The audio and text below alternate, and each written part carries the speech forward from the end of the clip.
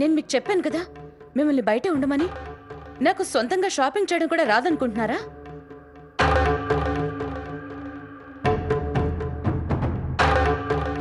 ఎందుకలా సైలెంట్గా ఉన్నారు? చూడండి, మీ సైలెన్స్ నన్ను ఇరిటేట్ చేస్తోంది. జరిగిందేదో జరిగిపోయింది. లోపలికెళ్ళి డబ్బులు ఇచ్చేసి అలాగే షాపింగ్ బ్యాగ్స్ తీసుకొచ్చేయండి.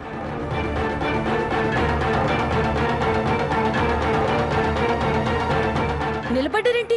వెళ్ళండి. ఇక చాలా ఆర్తి గారు. టిపికల్ భార్యలా మారాలని ప్రయత్నించొద్దు, అర్థమైందా మీకు? మనం ముంబై వచ్చినప్పటి నుంచి చూస్తున్నాను, మీరు చాలా చేంజ్ అయ్యారు.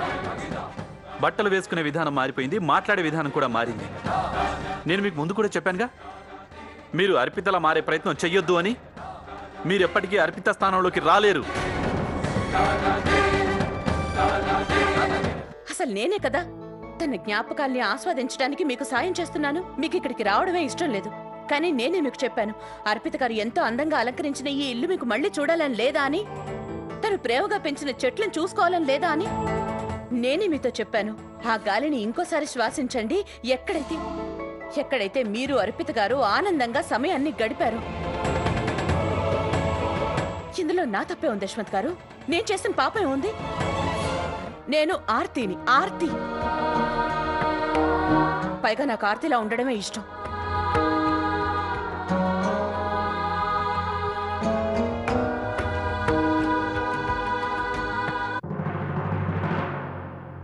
అయినా సరే నేను మిమ్మల్ని హర్ట్ చేశానని మీకు అనిపిస్తే అందుకు నేను సారీ చెప్తున్నాను.